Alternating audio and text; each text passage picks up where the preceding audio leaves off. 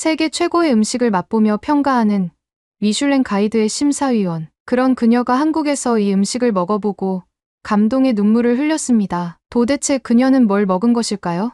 지금 바로 알아보러 가시죠. 안녕하세요. 저는 프랑스 출신의 미슐랭 가이드 심사위원 소피 마르탱입니다. 제가 한국에서 경험한 특별한 이야기를 들려드리고 싶습니다. 파리 시내를 휘감은 차가운 겨울비를 뚫고 레스토랑에 도착했을 때 저는 문득 이런 생각을 했습니다. 왜 나는 이토록 지쳐있을까? 그날은 제가 휴가를 떠나기 전 마지막 심사가 있던 날이었습니다. 창밖으로 에펠탑이 보이는 테이블에 앉아 저는 그동안 늘 해왔던 대로 메뉴를 주문했습니다. 심사위원이란 직업의 특성상 저는 항상 혼자 식사합니다. 주변 사람들은 제가 미슐랭 심사위원이라는 사실을 전혀 모릅니다. 그저 혼자 식사하는 평범한 손님으로만 보겠죠. 하지만 10년이라는 시간 동안 저는 수천 개의 레스토랑을 평가해왔고 그만큼 많은 요리를 맛보았습니다. 파리, 도쿄, 뉴욕, 런던, 세계 각지의 최고급 레스토랑들을 다니며 별점을 매기는 것이 제 일상이었습니다. 미슐랭 심사위원이 되기 전 저는 파리의 요리 학교를 우수한 성적으로 졸업했습니다. 당시 25살이던 저는 세계 최연소 미슐랭 심사위원 중 한 명이 되었죠.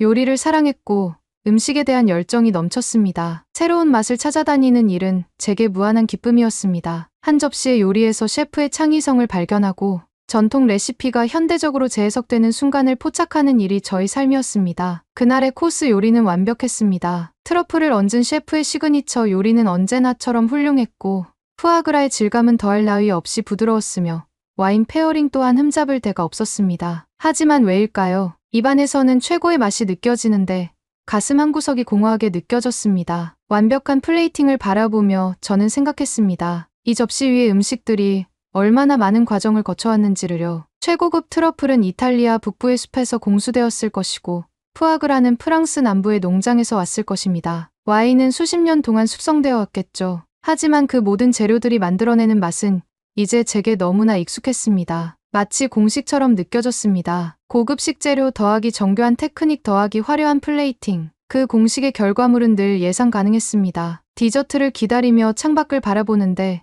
문득 10년 전 처음 심사위원이 되었을 때가 생각났습니다. 당시 25살이었던 저는 세계 각국의 음식을 평가할 수 있다는 사실에 가슴이 두근거렸습니다. 새로운 레스토랑을 발견할 때마다 설렘이 가득했고 한 접시의 요리에서 셰프의 열정과 창의성을 발견하는 일은 제게 큰 기쁨이었습니다. 하지만 언제부터인가 그 설렘이 사라졌습니다. 매일 비슷한 고급 레스토랑을 방문하고 비슷한 재료로 만든 요리를 맛보는 일이 반복되면서 점차 업무처럼 느껴지기 시작했습니다. 완벽한 플레이팅, 정교한 맛의 균형, 고급스러운 분위기, 모든 것이 너무나 완벽했지만 동시에 너무나 익숙했습니다. 그날 밤 호텔로 돌아와 무심코 틀어둔 TV에서 한국의 시골 마을을 소개하는 다큐멘터리가 나오고 있었습니다. 강원도의 어느 작은 마을, 할머니 한 분이 된장찌개를 끓이고 계셨습니다. 흙냄새 나는 텃밭에서 직접 기른 채소를 따다가 몇 년이고 수성시킨 된장을 풀어 찌개를 끓이시는 모습이었습니다. 카메라는 할머니의 거친 손을 클로즈업했습니다. 수십 년 농사일로 굳은 살이 박인 그 손으로 채소를 다듬는 모습이 화면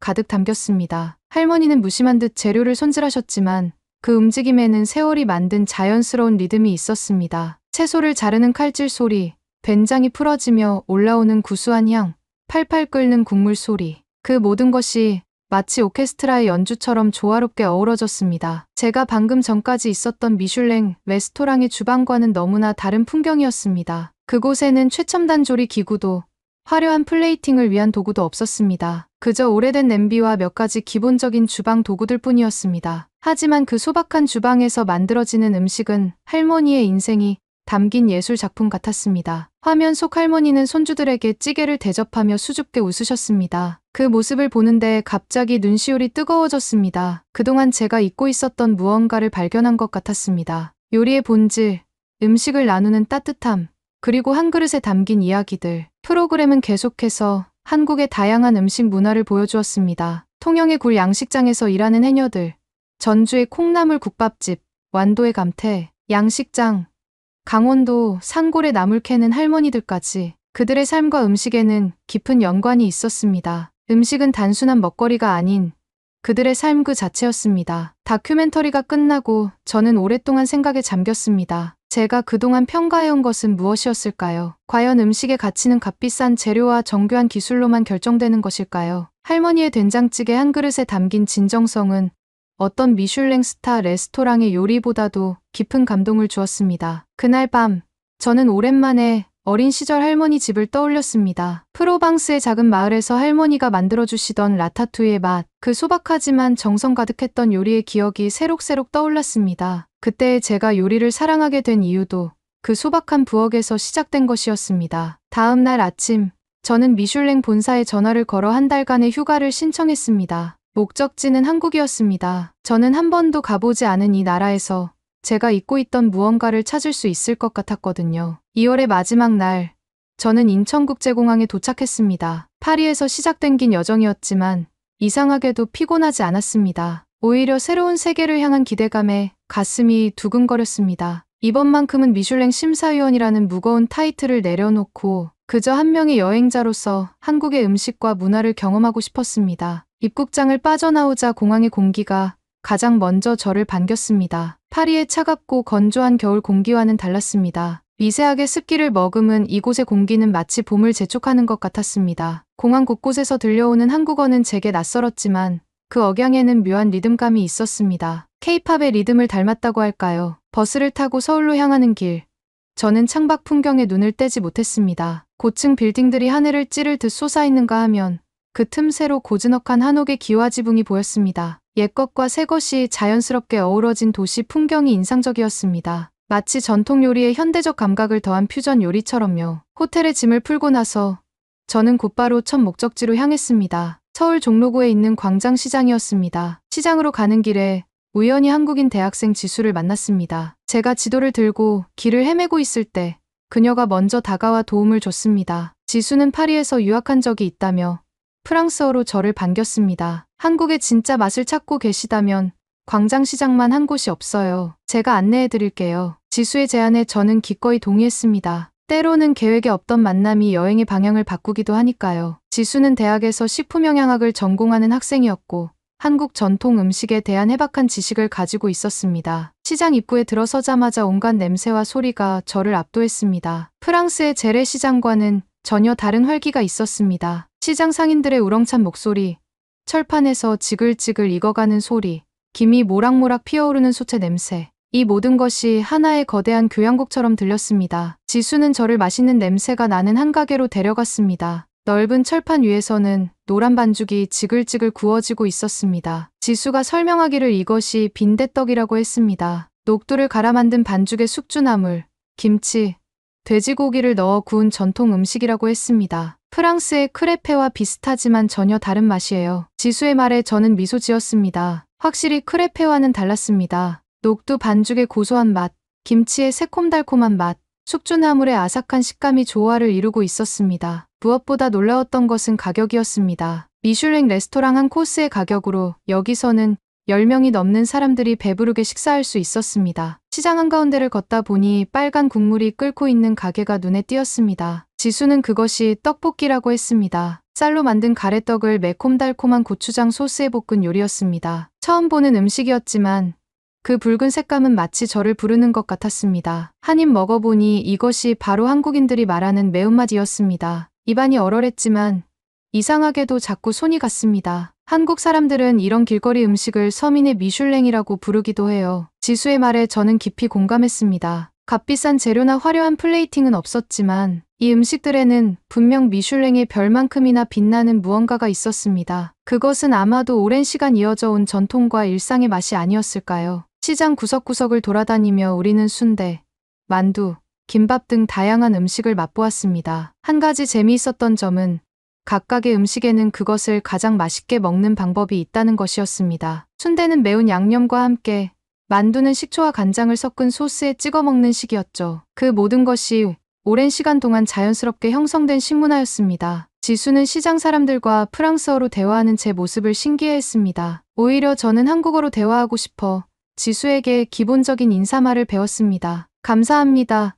맛있습니다라는 말을 서툴게나마 따라하자 상인들은 환한 미소로 화답해 주었습니다. 그들의 미소는 언어의 장벽을 넘어 마음과 마음이 통할 수 있다는 것을 보여주었습니다. 시장 한쪽에서는 젊은 상인들이 현대적으로 재해석한 길거리 음식을 선보이고 있었습니다. 전통 떡볶이에 모차렐라 치즈를 올리거나 김밥 속에 아보카도를 넣는 등 새로운 시도를 하고 있었죠. 특히 인상 깊었던 것은 그들이 가진 실험 정신이었습니다. 전통을 고수하면서도 새로운 변화를 두려워하지 않는 모습이 인상적이었습니다. 저녁이 되자 시장은 더욱 활기를 띠었습니다. 퇴근길에 들른 회사원들, 하교하는 학생들로 시장은 북적였습니다. 한 순댓국 가게 앞에서는 할아버지와 손자가 나란히 앉아 식사를 하고 있었습니다. 그 모습이 마치 제 어린 시절 프로방스의 시장에서 할머니와 함께했던 기억과 겹쳐 보였습니다. 날이 어둑해질 무렵 우리는 따뜻한 호떡을 들고 시장을 빠져나왔습니다. 갈색 설탕이 녹아 흐르는 호떡의 달콤한 향이 저녁 공기를 가득 채웠습니다. 지수는 제게 내일 아침 일찍 동대문 시장에도 가보자고 제안했습니다. 24시간 운영되는 시장이 있다는 사실이 신기했습니다. 프랑스였다면 상상도 할 수 없는 일이었죠. 호텔로 돌아오는 길에 저는 오늘 하루 동안 맛본 음식들을 떠올려 보았습니다. 그리고 문득 깨달았습니다. 제가 그동안 미슐랭 심사위원으로서 평가해온 기준이 너무 서구적이었다는 것을요. 음식의 가치는 값비싼 재료나 정교한 기술만으로 측정할 수 있는 것이 아니었습니다. 시장의 소박한 음식들은 제게 새로운 관점을 제시해 주었습니다. 그것은 음식을 통해 서로 소통하고 교감하는 문화,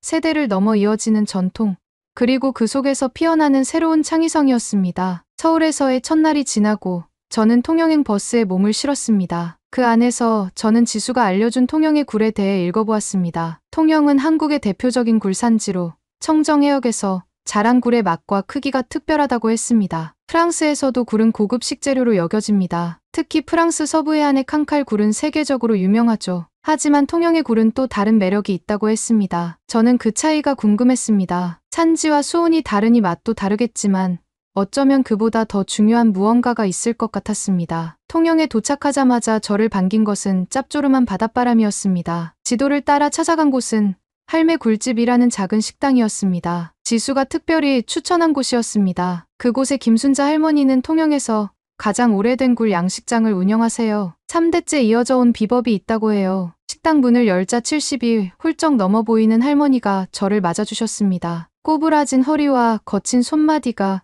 오랜 세월 바다와 함께한 흔적을 보여주었습니다. 하지만 할머니의 눈빛만큼은 소녀처럼 반짝였습니다. 서툰 한국어로 인사를 건네자 할머니는 환한 미소를 지으며 저를 안으로 이끄셨습니다. 프랑스에서 왔다고? 거기도 굴이 있겠지. 우리 통영 굴하고 어떻게 다른지 한번 맛보고 가요. 할머니는 영어를 조금 섞어가며 말씀하셨습니다. 저는 깜짝 놀랐습니다. 손님들이 전 세계에서 오니까 조금씩 배웠지. 음식은 말이 필요 없어.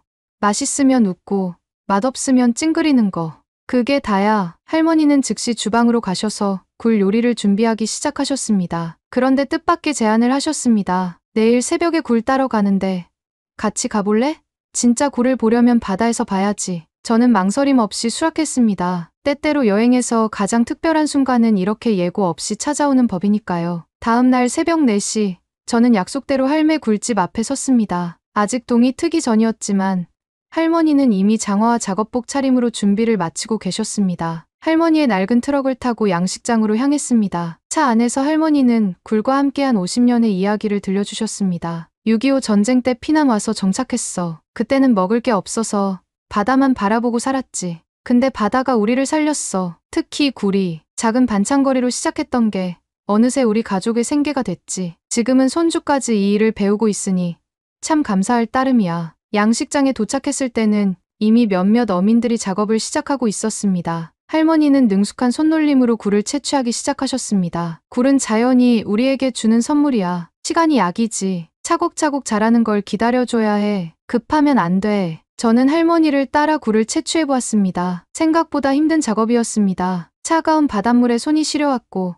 날카로운 굴껍데기에 손가락이 베이기도 했습니다. 하지만 할머니는 그런 저를 보며 웃으셨습니다. 이게 다 경험이야. 내 손도 처음엔 이렇게 됐었지. 이제는 굴이 내 손등에 주름만큼이나 익숙해졌어. 아침 작업을 마치고 우리는 바로 채취한 굴로 아침을 먹었습니다. 할머니가 굴을 까서 내어주시는데 그 크기가 놀라웠습니다. 프랑스에서 본 굴보다 훨씬 컸습니다. 이게 통영굴의 특징이야. 수온이 알맞아서 이렇게 통통하게 자란단다. 굴의 참맛을 알게 된 후 할머니는 여러 가지 굴 요리를 보여주셨습니다. 굴국밥, 굴전, 굴밥 등 굴로 만들 수 있는 모든 음식을 차례차례 내어주셨습니다. 각각의 요리에는 할머니만의 비법이 숨어 있었습니다. 굴은 신선도가 생명이야. 그래서 우리는 아침에 딴 굴로 그날 요리할 만큼만 준비하지. 내일은 내일의 몫이야. 할머니의 말씀에는 깊은 철학이 담겨 있었습니다. 자연을 존중하고 욕심부리지 않고 주어진 것에 감사하는 마음. 그것이 할머니의 요리 철학이자 인생 철학이었습니다. 점심때가 되자 식당이 손님들로 북적이기 시작했습니다. 할머니는 쉴 새 없이 주방을 오가며 음식을 준비하셨습니다. 그런데 특이한 점을 발견했습니다. 손님마다 조금씩 다른 방식으로 음식을 내어주시는 것이었습니다. 저 할아버님은 위가 약해서 굴은 살짝만 데쳐서 드셔야 해. 저기 젊은이는 매운 걸 좋아하니까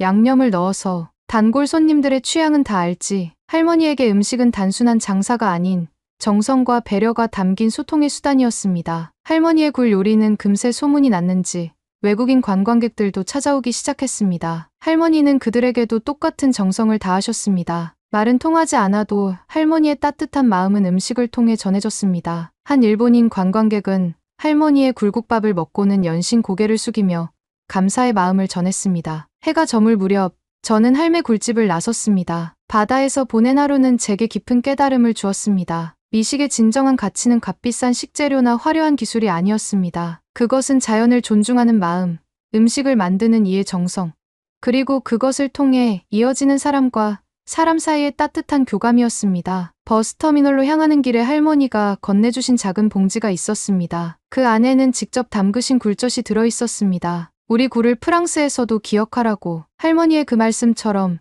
통영의 굴과 할머니의 마음은 오래도록 제 기억 속에 남을 것 같았습니다. 통영에서의 특별한 경험을 뒤로하고 저는 전주로 향했습니다. 전주는 한국의 전통 음식 문화를 대표하는 도시라고 들었습니다. 특히 이곳의 콩나물 국밥은 서민들의 일상적인 음식이지만 그 깊은 맛만큼은 어떤 고급 요리에도 뒤지지 않는다고 했습니다. 전주에 도착한 것은 이른 새벽이었습니다. 아직 어둠이 채 가시지 않은 남부시장으로 향했습니다. 시장 입구에서 제일 먼저 발견한 것은 지하로 이어지는 좁은 계단이었습니다. 계단을 따라 내려가자 습한 공기가 느껴졌습니다. 그곳에서 저는 40년째 콩나물을 기르고 계신 권호철 아저씨를 만났습니다. 여기가 콩나물 재배실이에요. 우리 전주 콩나물의 비밀이 다 이 안에 있죠. 권 아저씨의 설명에 따르면 전주 콩나물의 특별함은 물에 있다고 했습니다. 전주의 지하수는 미네랄이 풍부해 콩나물이 단단하고 아삭하게 자란다는 것이었습니다. 지하 재배실은 마치 비밀스러운 실험실 같았습니다. 어둠 속에서 자라나는 하얀 콩나물들이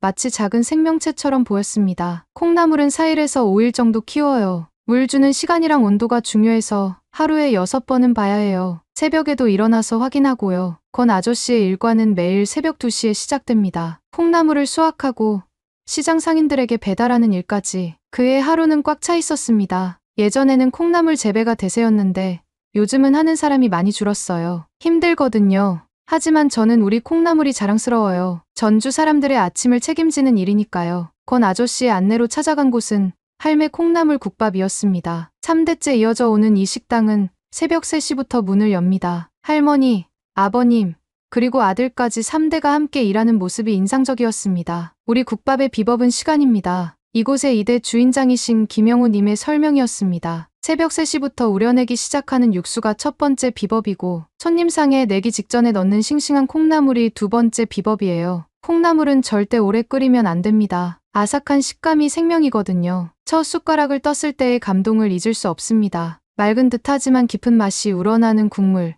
아삭한 콩나물의 식감, 그리고 그 위에 살포시 얹어진 달걀 노른자까지 모든 요소가 완벽한 조화를 이루고 있었습니다. 특히 인상적이었던 것은 국물 맛이었습니다. 진한 고기 육수이지만 전혀 느끼하지 않았고 콩나물의 담백함이 육수의 깊은 맛을 더욱 살려주었습니다. 할아버지 때부터 이어온 맛이에요. 절대 맛을 바꾸지 말라는 게 할아버지의 유언이었죠. 3대째인 김준호 씨의 말에서 자부심이 느껴졌습니다. 요즘 젊은 사람들 입맛이 많이 바뀌었다고 하지만 우리 집은 절대 맛을 바꾸지 않아요. 대신 계절마다 조금씩 다른 재료를 넣어서 변화를 줍니다. 봄에는 냉이를, 가을에는 시래기를 살짝 넣는 식으로요. 식사를 마치고 나와 시장을 구경하던 중 뜻밖의 발견이 있었습니다. 시장 한켠에 새로 문을 연 식당이었습니다. 전통의 재해석이라는 컨셉으로 젊은 셰프가 운영하는 곳이었죠. 호기심에 이끌려 들어가 보니 전통 콩나물 국밥을 현대적으로 재해석한 메뉴들이 있었습니다. 이곳의 주인장은 30살의 젊은 셰프 박민수 씨였습니다. 프랑스 유학파인 그는 미슐랭 스타 레스토랑에서 일한 경험도 있다고 했습니다. 전주로 돌아와 보니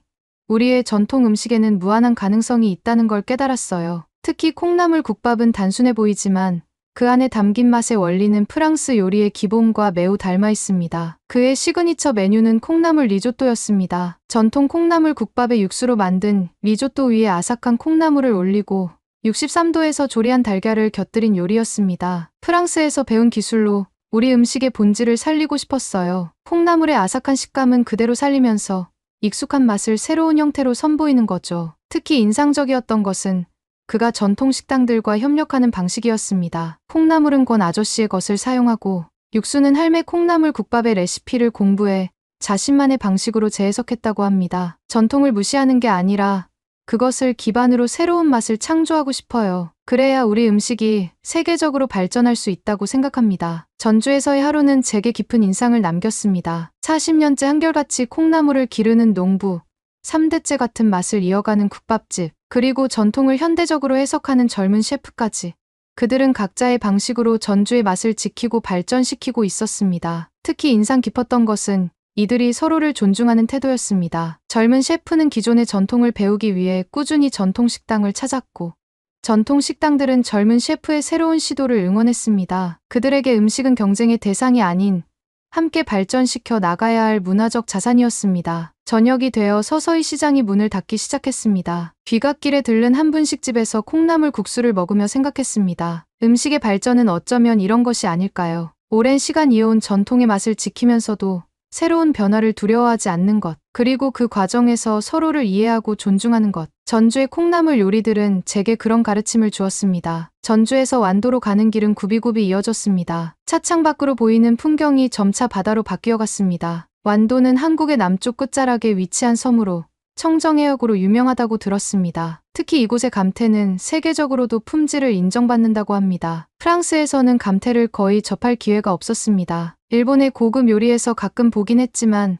한국의 감태는 또 다르다고 했습니다. 지수는 제게 완도 감태의 맛은 바다가 준 선물이라고 표현했었죠. 그 표현의 의미를 알고 싶어 완도행을 결정했습니다. 완도항에 도착하자마자 저를 반긴 것은 이영자 할머니였습니다. 68세의 나이에도 여전히 현역 해녀로 활동하고 계신 할머니는 3대째 감태 양식을 이어오고 계셨습니다. 우리 완도 감태가 그렇게 유명하다고 해서 외국에서도 손님이 오네요. 반가워요. 할머니를 따라 양식장으로 향했습니다. 잔잔한 바다 위로 끝없이 펼쳐진 감태 양식장은 마치 거대한 해상 정원 같았습니다. 감태는 까다로워요. 물 온도랑 염도가 딱 맞아야 하고 조류도 적당해야 해요. 우리 완도 바다가 감태를 키우기에 딱 좋은 조건을 다 가졌죠. 할머니는 손수감태를 채취하는 법을 보여주셨습니다. 물속으로 들어가 감태를 살펴보고 적당히 자란 것을 골라 채취하는 작업이었습니다. 감태는 시기를 잘 맞춰야 해요. 너무 일찍 거두면 맛이 없고 너무 늦으면 질겨져요. 오늘 거둔 건 내일이면 맛이 달라져요. 그래서 매일매일 바다를 살펴야 하죠. 채취한 감태를 맛보니 신선한 바다 향이 입 안가득 퍼졌습니다. 미역이나 다시마와는 또 다른 맛이었습니다. 부드러우면서도 쫄깃한 식감,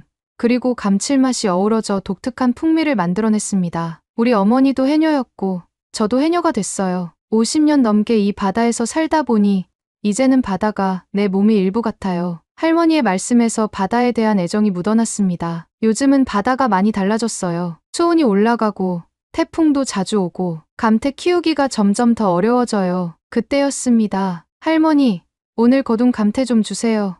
경쾌한 목소리와 함께 나타난 것은 할머니의 손녀 수진 씨였습니다. 28살의 젊은 나이에 감태 가공식품 회사를 운영하고 있는 그녀는 전통 방식으로 채취한 감태를 현대적으로 재해석하는 일을 하고 있었습니다. 대학에서 식품공학을 전공했어요. 처음에는 서울의 대기업에 취직했었죠. 하지만 할머니께서 감태 양식을 그만두실 거라는 말씀을 듣고 고민 끝에 완도로 내려왔어요. 3대째 이어온 우리 가업을 현대적으로 발전시키고 싶었거든요. 수진 씨가 운영하는 회사는 감태를 활용한 다양한 제품을 개발하고 있었습니다. 전통적인 방식으로 말린 감태부터 감태 스낵, 감태 분말, 심지어 감태 화장품. 그녀는 감태의 새로운 가능성을 끊임없이 연구하고 있었습니다. 할머니께서 지켜오신 전통 양식 방법이 있기에 우리 감태가 특별한 거예요. 저는 그 가치를 더 많은 사람들에게 알리고 싶어요. 단순히 돈을 벌기 위해서가 아니라 우리 바다의 보물인 감태를 세계에 알리고 싶어서요. 수진 씨의 작업실에서는 흥미로운 실험이 진행 중이었습니다. 감태를 활용한 새로운 요리법을 개발하고 있었죠. 감태는 식재료로서 무한한 가능성을 가지고 있어요. 천연 조미료로도 훌륭하고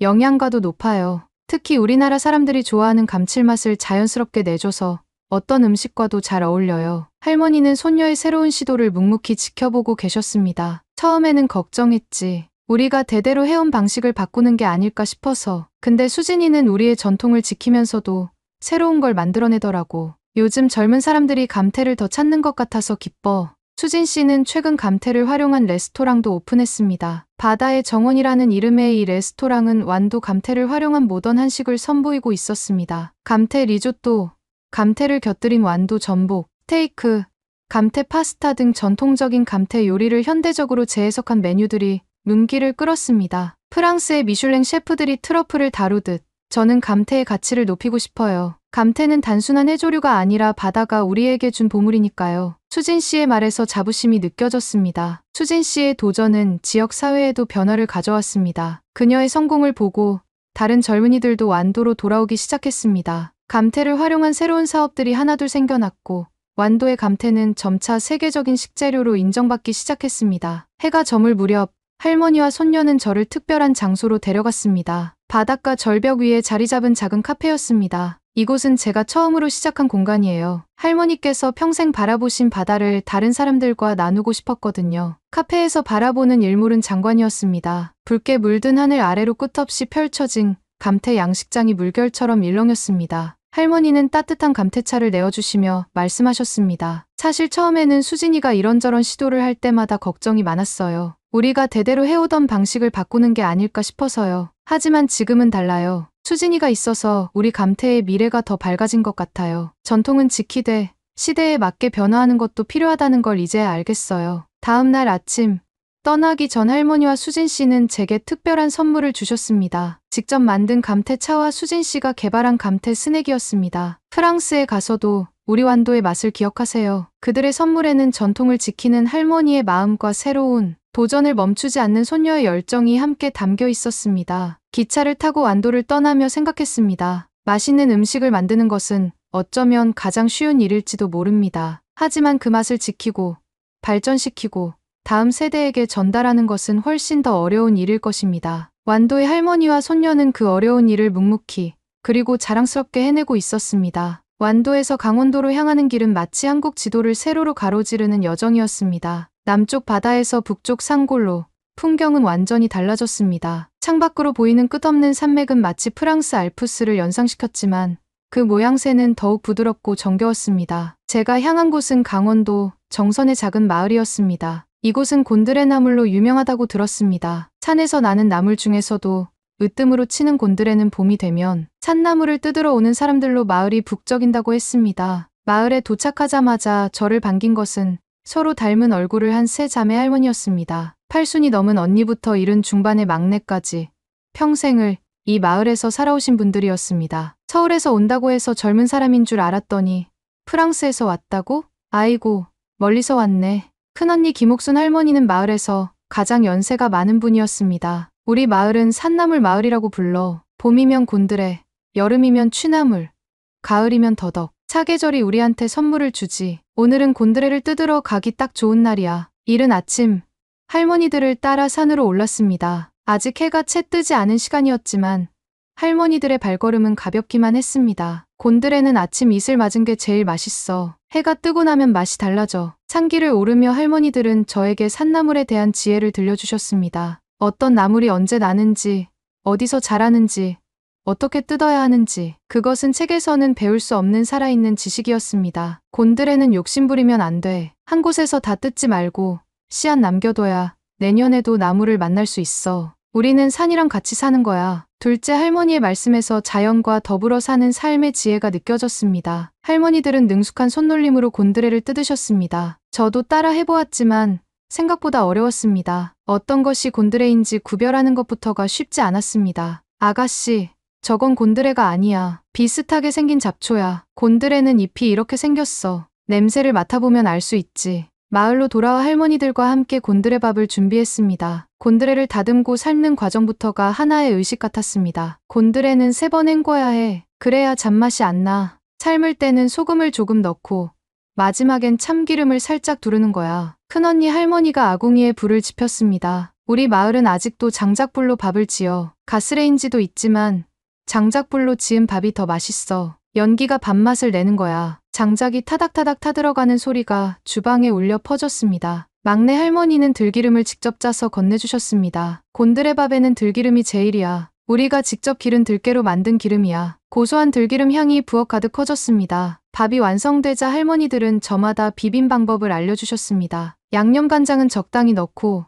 들기름은 듬뿍 둘러. 비빌 때는 손목에 힘을 빼고 살살. 나물이 으스러지면 안 돼. 첫 숟가락을 떴을 때의 감동을 잊을 수 없습니다. 곤드레의 구수한 맛, 갓 지은 밥의 따뜻함, 들기름의 고소함이 완벽한 조화를 이루고 있었습니다. 그동안 제가 맛본 어떤 최고급 레스토랑의 요리와도 비교할 수 없는 깊은 맛이었습니다. 이게 우리 산골 밥상이야. 화려하진 않아도 건강한 맛이지. 할머니들의 말씀처럼 이 한 그릇의 곤드레밥에는 산의 영양이 고스란히 담겨 있었습니다. 자연이 주는 선물을 소박하게 담아낸 한 그릇의 밥이 이토록 완벽할 수 있다는 사실이 놀라웠습니다. 식사를 마친 후 할머니들은 나물 보관법을 가르쳐 주셨습니다. 곤드레는 데쳐서 말려두면 1년 내내 먹을 수 있어. 하지만 제철에 먹는 게 제일 맛있지. 자연이 주는 대로 감사히 먹는 게 최고요. 저녁이 되자 마을 사람들이 하나둘 모여들었습니다. 할머니들이 나눠주시는 곤드레밥을 먹으며 이야기꽃을 피웠습니다. 그들의 대화에는 TV도 스마트폰도 없었지만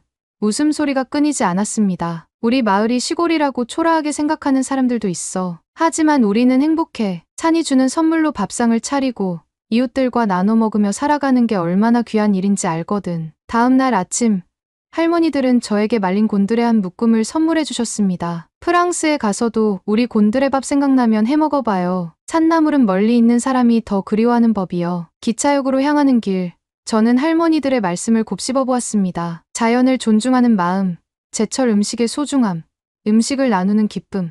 그것은 제가 미슐랭 심사위원으로 활동하며 잊고 있었던 가치들이었습니다. 강원도의 작은 산골 마을은 제게 진정한 미식의 의미를 다시금 일깨워 주었습니다. 최고의 음식은 값비싼 재료나 화려한 기술이 아닌 자연과 사람이 조화를 이루며 만들어내는 것이었습니다. 한 달간의 여정을 마치고 서울로 돌아왔습니다. 호텔 방에 앉아 그동안의 여행을 정리해보았습니다. 통영할매의 굴젓, 완도 수진씨의 감태 스낵, 강원도 할머니들이 주신 말린 곤드레. 이 소박한 선물들은 단순한 음식이 아닌 제가 만난 분들의 삶과 철학이 담긴 보물이었습니다. 지난 한 달은 제 인생에서 가장 특별한 시간이었습니다. 미슐랭 심사위원으로 일하며 전 세계의 수많은 레스토랑을 방문했지만 한국에서 만난 음식들은 저에게 완전히 새로운 관점을 선물했습니다. 여행을 마치기 전날 처음 만났던 지수와 다시 만났습니다. 이번에는 그녀가 저를 자신의 집으로 초대했습니다. 제가 직접 된장찌개를 끓여볼게요. 우리 할머니께 배운 레시피예요. 지수의 작은 부엌에서 된장찌개가 보글보글 끓었습니다. 한 달 전 TV에서 보았던 그 된장찌개가 떠올랐습니다. 지수는 할머니에게 배운 대로 된장을 풀고 채소를 넣고 국물 맛을 냈습니다. 한 달 전에 재였다면 이런 소박한 된장찌개를 어떻게 평가했을까요? 아마도 플레이팅이 단조롭다거나 재료가 평범하다고 했을지도 모릅니다. 하지만 지금의 저는 이 한 그릇에서 깊은 맛과 정성을 발견할 수 있었습니다. 지수의 된장찌개에서 저는 엄마의 손맛이 담긴 프랑스 가정식을 떠올렸습니다. 그릇에 담긴 것은 된장찌개였지만 저는 프로방스의 어느 주방에서 맡았던 라따뚜이의 향기를 느꼈습니다. 음식은 이렇게 국경을 넘어 우리의 마음을 연결하는 것이 아닐까요? 파리로 돌아가는 비행기 안에서 저는 제가 그동안 평가해온 기준들이 얼마나 한정적이었는지 깨달았습니다. 음식의 가치는 값비싼 식재료나 화려한 플레이팅만으로 결정되는 것이 아니었습니다. 때로는 시장 골목의 작은 가게에서, 산골 마을의 소박한 밥상에서, 바닷가 할머니의 거친 손끝에서 더 빛나는 진실이 있었습니다. 지금 제 책상 위에는